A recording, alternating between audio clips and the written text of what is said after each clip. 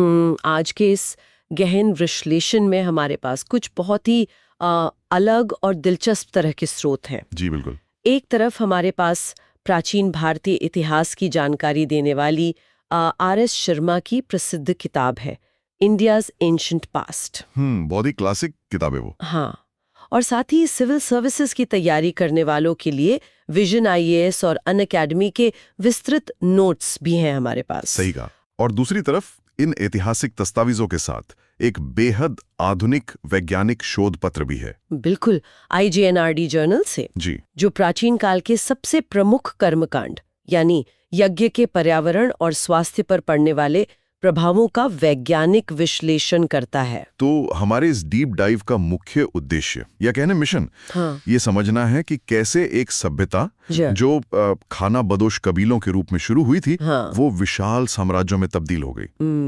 और साथ ही उनके उस प्रमुख अनुष्ठान के पीछे छिपे हैरान करने वाले वैज्ञानिक और पर्यावरणीय दावों की बिल्कुल निष्पक्ष जांच करना है। तो इतने सारे अलग अलग दृष्टिकोणों के साथ, ठीक है, आइए इसको थोड़ा खोल कर समझते हैं। देखिए, ये वाकई एक ऐसा विषय है जहां इतिहास, समाजशास्त्र और आधुनिक विज्ञान एक ही बिंदु पर आकर मिलते हैं। प्राचीन भारत का सामाजिक और राजनीतिक ढांचा कैसे विकसित हुआ, ये अपने आप में एक पहेली है। बिल्कुल पहेली है। और उससे भी बड़ी पहेली ये है कि कैसे उनके सबसे पुराने अनुष्ठानों को आज एक पूरी तरह से नए वैज्ञानिक चश्मे से देखा जा रहा है। हम इस चर्चा में सिर्फ ये नहीं देख रहे हैं कि अतीत में क्या क्या घटनाएं घटी, बल्कि ये भी समझने की कोशिश कर रहे हैं कि उन घटनाओं, उन बदलावों और उन प्रथाओं के पीछे का असली तर्क क्या था। तो शुरुआत करते हैं आर्यों के आगमन से। सुनने वालों को शायद पता ही होगा कि इस बात पर हमेशा से बहुत बहस रही है कि आर्य आखिर आए कहाँ से थे। जी, बहुत सारी थ्योरीज में। हाँ, हमारे सोतों में कई अलग अलग सिद्धांतों का जिक्र है जिन पर इतिहासकार बरसों से चर्चा करते आए हैं। जैसे मैक्स मुलर की सेंट्रल एशियन थ्योरी और बाल गंगाधर तिलक का आर्कटिक या उत्तरी ध्रुव वाला सिद्धांत। बिल्कुल। स्वामी दयानंद सरस्वती का तिब्बत का दावा और वो स्वदेशी सप्त सिंधु सिद्धांत, जिसके अनुसार आर्य हमेशा से यहीं के मूल निवासी थे। इतने सारे सिद्धांतों के बीच अगर हम आधुनिक इतिहास और इन यूपीएससी नोट्स के सबसे ज्यादा मान्यता प्राप्त निष्कर्षों की बात करें, तो वो यह है कि आर्यों का आगमन किसी एक बड़ी घटना या एक दिन के हमले के रूप में नहीं हुआ था।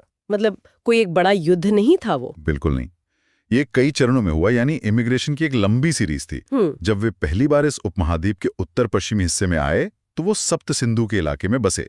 ये वो क्षेत्र है जहां आज की अफगानिस्तान और पंजाब की नदियां बहती हैं। जैसे झेलम, ब्यास और चनाब नदियां का मुख्य पेशा था।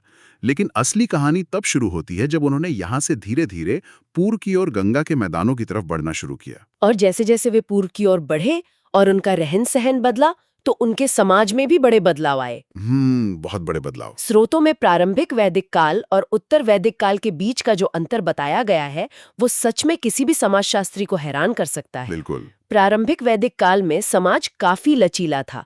जातियां या वर्ण जन्म के आधार पर नहीं, बल्कि व्यक्ति के पेशे के आधार पर तय होते थे। यानी जो काम आप करते हैं वही आपका वर्ण है। हाँ, और महिलाओं को काफी आजादी थी।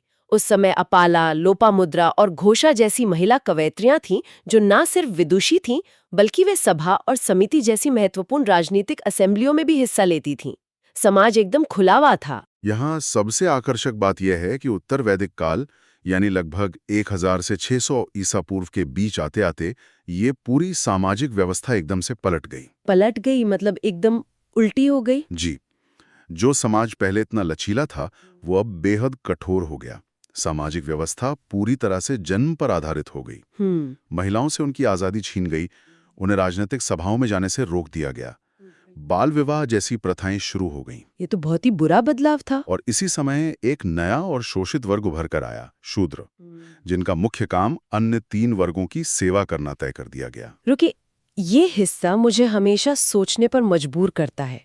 स्रोतों में इस बदलाव का मुख्य कारण कृषि को बताया गया है, लेकिन सिर्फ खेती शुरू करने और एक जगह बस जाने से अचानक समाज इतना कठोर कैसे हो गया? औरतों की आजादी क्यों छिन गई? क्या इन ऐतिहासिक दस्तावेजों में किसी तरह के अंदरूनी पावर स्ट्रगल या सत्ता संघर्ष का इशारा मिलता है? मैं ये समझना चाहती हूँ। ये बहुत ही सटीक सवाल पूछा आपने। बात सिर्फ खेती करने की नहीं थी, बात थी अधिशेष या जिसे हम सरप्लस उत्पादन कहते हैं, उसकी। अच्छा, सरप्लस की वजह से। देखिए, जब समाज खाना बदोश होता है तो हर व्यक्ति, चाहे वो पुरुष हो या महिला, रोजमर्रा के अस्तित्व और भोजन जुटाने के लिए महत्वपूर्ण होता है। क्योंकि रोज का खाना रोज खोजना पड़ता है। बिल्कुल, कोई संपत्ति नहीं होती जिसे बचाना हो। लेकिन जब लोहे के औजारों का आविष्कार हुआ, जंगलों को साफ करके बड़े पैमाने पर खेती शुरू हुई, तो समाज में पहली बार अनाज और जमीन के रूप में संपत्ति का विचार आया। यानी जिसके पास जमीन और अनाज ज्यादा, उसकी ताकत ज्यादा। एकदम सही। अब इस संपत्ति और संसाधनों को नियंत्रित करने और उस नियंत्रण को पीढ़ी दर पीढ़ी अपनी ही खून की लाइन में बनाए रखने की आवश्यकता पैदा हुई। पितृसत्तात्मक सोच यहीं से गहरी होती है। अब समझ में आ रहा है। जब आपको ये सुनिश्चित करना हो कि आपकी संपत्ति आपके ही वैध उत्तराधिकारी को मिले, तो महिलाओं की स्वतंत्रता और उनके अधिकारों पर नियंत्रण लगाना शुरू कर दिया जाता है। और इसी से बाल विवाह और महिलाओं को घर की चार दीवारी तक सीमित करने की प्रथाएं जन्मी। जी, संसाधनों पर एकाधिकार बनाए रखने के इसी पावर स्ट्रगल ने वर्ण व्यवस्था को जन्म पर आधारित और बेहद कठोर बना दिया, ताकि संपत्ति और सत्ता कुछ ही हाथों में सिमटती रहे। ये वाकई एक बहुत गहरा नजरिया है। एक आर्थिक बदलाव ने पूरे सामाजिक ताने बाने को कैसे बदल कर रख दिया। बिल्कुल। और जाहिर है, जब संपत्ति का विचार आया तो संपत्ति को बचाने और बढ़ाने के लिए राजनीतिक ढांचे में भी एक बहुत बड़ा परिवर्तन आना लाजमी था। छोटे छोटे कबीले, जिन्हें जन कहा जाता था, वे आपस में लड़कर या मिलकर बड़े जनपद या राष्ट्र में तब्दील होने लगे। जन से जनपद बन गए। हाँ, और राजा का पद अब पूरी तरह से वंशानुगत हो गया था। उसकी ताकत बहुत ज्यादा बढ़ गई थी। पहले जहां युद्ध केवल गायों के लिए लड़े जाते थे, वहीं अब युद्ध जमीन, राज्य विस्तार और सत्ता के लिए होने लगे थे। और मजे की बात यह है कि ये राजा अकेला सारा प्रशासन नहीं चलाता था। सत्ता का केंद्रीकरण तो हो रहा था, लेकिन राजा की मदद के लिए एक पूरी मंत्री परिषद बन चुकी थी, जिन्हें शायद रत्नी कहा जाता था। जी, रत्नी, जिसका मतलब है रत्न या कीमती सलाहकार। ये दिखाता है कि प्रशासन कितना व्यवस्थित हो चुका था। इस परिषद में भागदौड़ होता था, जो टैक्स वसूलता था, संग्रहित्री जो खजांची था, सेनानी जो सेना का कमांडर था। टैक्स कलेक्टर और ट्रेजरर दोनों अलग अलग। हाँ, और एक दिलचस्प पद था गोवे कर्तन, जो जंगलों और शिकारगाहों का प्रभारी होता था। यानी प्राकृतिक संसाधनों का प्रबंधन भी अब राज्य के सीधे नियंत्रण में आ गया था। और अपनी इसी ताकत और सत्ता को स्थापित करने के लिए राजा बड़े बड़े यज्ञ करवाता था। राजसूय यज्ञ, जो ताजपोशी के समय होता था।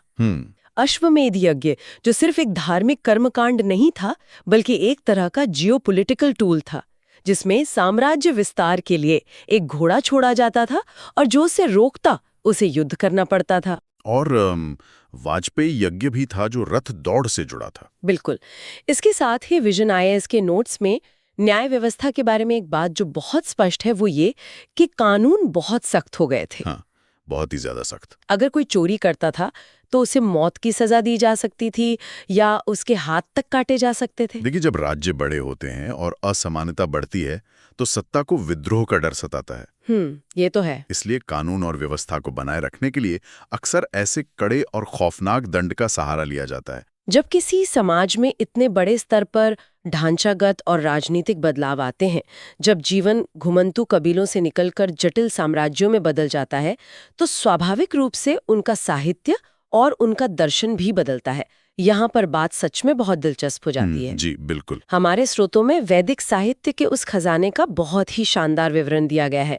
हम सिर्फ चारों वेदों के नाम नहीं देख रहे हैं, बल्कि उनके अंदर के विकास को देख रहे हैं। सही कहा। ऋग्वेद, जो सबसे पुराना है, जिसमें 1028 सूक्त हैं और जो मुख्य रूप से देवताओं की स्तुति है और आयुर्वेद से भी जुड़ा है।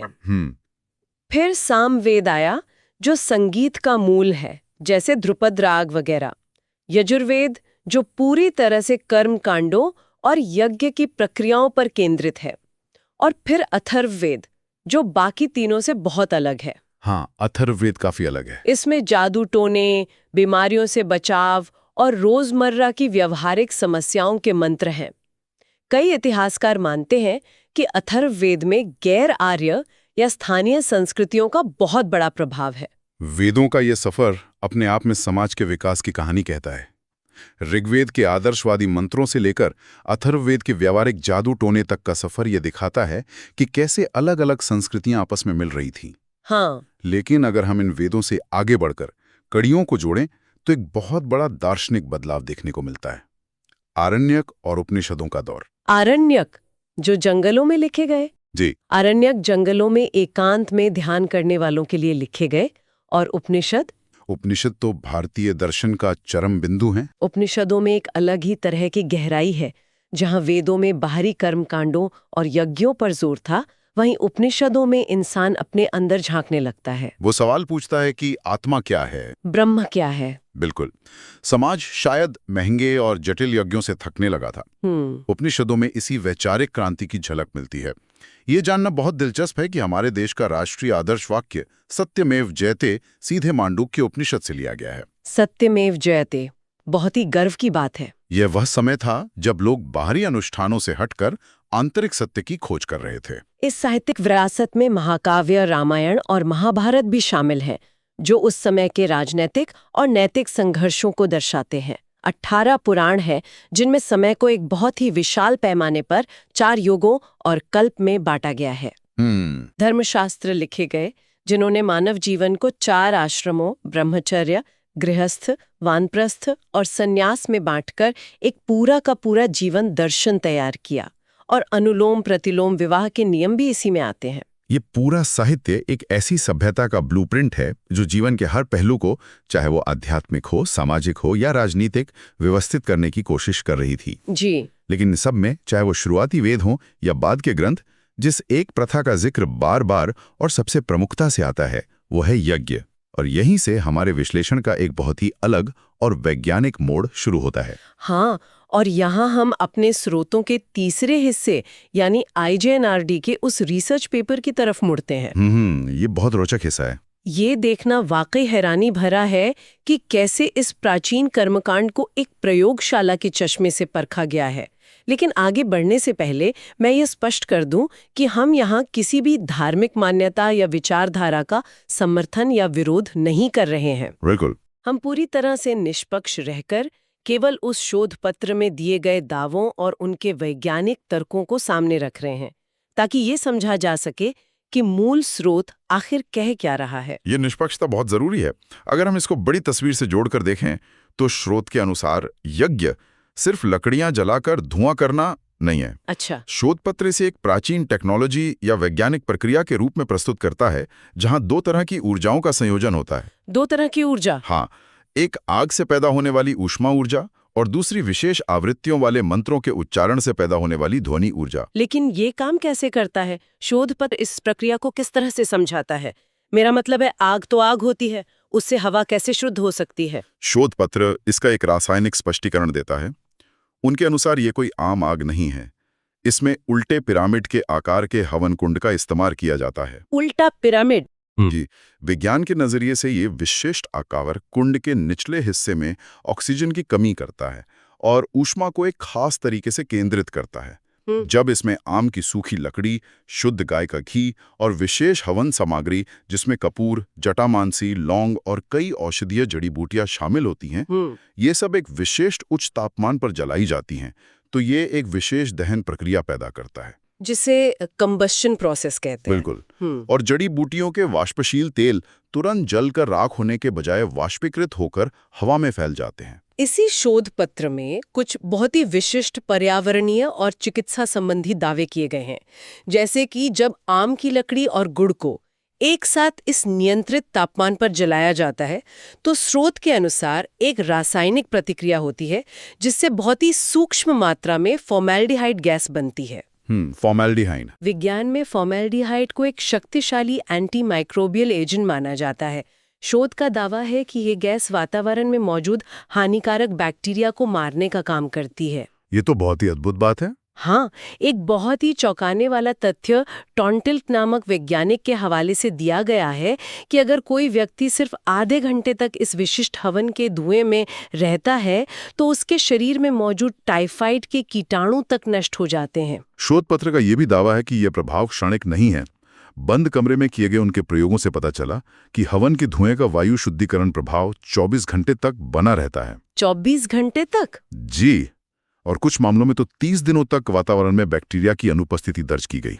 बाप रे, 30 दिन? वे तर्क दे रहे हैं कि प्राचीन लोग शायद औषधीय धुएं के इन जीवाणुरोधी गुणों को बहुत अच्छी तरह समझते थे और इसीलिए उन्होंने इसे दैनिक जीवन का हिस्सा बना लिया था। और बात सिर्फ बैक्टीरिया तक सीमित नहीं है। स्रोत में फ्रांसीसी और रूसी वैज्ञानिकों का भी उल्लेख है।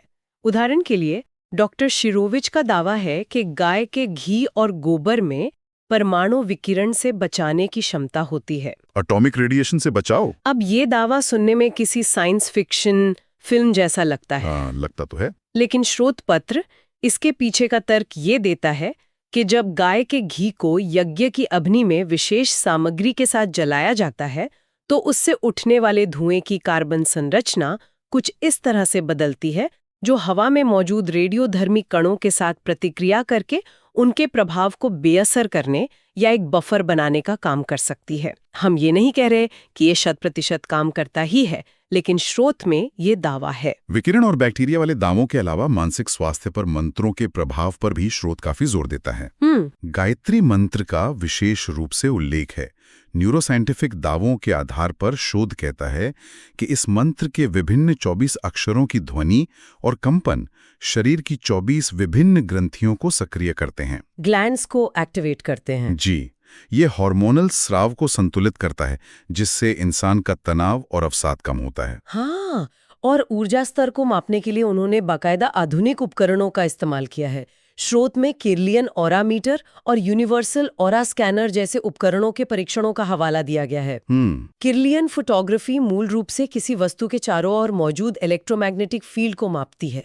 शोध के अनुसार इन परीक्षणों में देखा गया कि यज्ञ की प्रक्रिया और मंत्रोच्चारण के बाद व्यक्ति की सकारात्मक ऊर्जा या उसके ऑरा में 300% तक की भारी वृद्धि दर्ज की गई। और यज्ञ का ये प्रभाव केवल मानव शरीर या हवा तक सीमित नहीं बताया गया है। अच्छा, और क्या है? स्रोत में कृषि में इसके उपयोग का भी एक बहुत ही व्यवहारिक उदाहरण दिया गया है। दिनेश शर्मा नामक एक व्यक्ति के प्रयोग का जिक्र है जिन्होंने अपने खेतों में यज्ञ की राख का इस्तेमाल किया। यज्ञ की राख का? हाँ, बिना किसी रासायनिक खाद या कीटनाशक के केवल वैदिक मंत्रोच्चार के साथ किए गए यज्ञ की राख से उन्होंने टमाटर, लहसुन और चुकंदर की असाधारण पैदावार प्राप्त की। ये तो कमाल है। वैज्ञानिक दृष्टिकोण से देखा जाए तो इस राख में कार्बन और अन्य खनिज भारी मात्रा में होते हैं जो मिट्टी के लिए एक प्राकृतिक उत्प्रेरक और उर्वरक का काम कर सकते हैं। ये सब वाकई दिमाग के तार झंझना देने वाला है। तो इस सब का आखिर मतलब क्या है?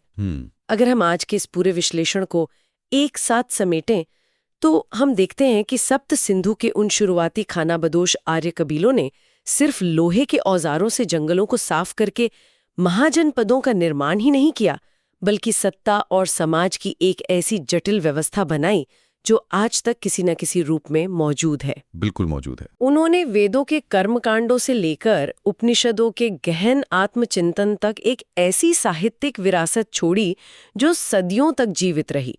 और सबसे बड़ी बात, उन्होंने यज्ञ जैसे कर्मकांड विकसित किए जिनके बारे में आज के आधुनिक शोध पत्र ये दावा कर रहे हैं कि वे शायद केवल धार्मिक अनुष्ठान नहीं थे, बल्कि वायु शोधन, मानसिक शांति और कृषि को बेहतर बनाने की एक सोची समझी वैज्ञानिक तकनीक थे। ये एकदम सही सारांश है। सामाजिक नियम और व्यवस्थाएं भले ही समय के साथ बदली हों, खेती के अधिशेष ने समाज को लचीलेपन से कठोरता की ओर धकेला हो, लेकिन मानव मन की जो गहराई थी, ज्ञान को खोजने और अपने पर्यावरण को अपने अनुकूल बनाने की जो भूख थी, वो हमेशा बरकरार रही। हमेशा बरकरार रही। और यहीं पर यह शोध एक बहुत जरूरी सवाल खड़ा करता है। क्या सवाल? जरा सोचिए, हमारे स्रोतों के अनुसार प्राचीन लोगों ने अपने पर्यावरण को शुद्ध करने, बीमारियों से बचने और स्वास्थ्य को नियंत्रित करने के लिए प्राकृतिक संसाधनों, जड़ी बूटियों और ध्वनि तरंगों का इस्तेमाल करके यज्ञ को एक प्रकार की तकनीक की तरह विकसित किया था। जी, अगर ऐसा है तो आज हम जलवायु परिवर्तन से लड़ने और पर्यावरण को बचाने के लिए जो आधुनिक अत्यधिक तकनीकी तरीके अपना रहे हैं, जैसे हवा से कार्बन सोखने वाली विशालकाय कार्बन कैप्चर मशीनें या कृत्रिम बारिश कराने के लिए बादलों में रसायनों की क्लाउड सीडिंग, क्या ये संभव है कि आज से हजारों साल बाद भविष्य की सभ्यताएं जब इतिहास के पन्नों में हमारे इन विशाल धातु के यंत्रों और प्रक्रियाओं को देखेंगी तो वो ये सोचेंगी कि ये हमारे दौर के बेहद जटिल, रहस्यमयी और अजीबोगरीब कर्मकांड थे। क्या बात है! ये नजरिया तो सच में सोचने का एक पूरा नया आयाम खोल देता है। आज का जो विज्ञान है वो भविष्य में किसी को कर्मकांड लग सकता है, और जो कल का कर्मकांड था उसे आज प्रयोगशालाओं में विज्ञान की कसौटी पर परखा जा रहा है। बिल्कुल, यही तो इतिहास और ज्ञान के इस निरंतर चक्र की खूबसूरती है। सुनने वालों के लिए ये एक बहुत ही शानदार और विचारोत्तेजक सवाल है जिस पर वे खुद से विचार कर सकते हैं और इस विषय में अपनी खुद की खोज कर सकते हैं। जी बिल्कुल। आज के इस गहन विश्लेषण में बस इतना ही। हमने अतीत के खानाबदोश कबीलों से लेकर आधुनिक वैज्ञानिक शोध तक का जो सफर तय किया है, उम्मीद है कि सुनने वालों के लिए ये सफर ज्ञानवर्धक रहा होगा और उन्हें कुछ नए आहा मोमेंट्स मिले होंगे। इस डीप डाइव को सुनने और इस चर्चा का हिस्सा बनने के लिए बहुत बहुत धन्यवाद।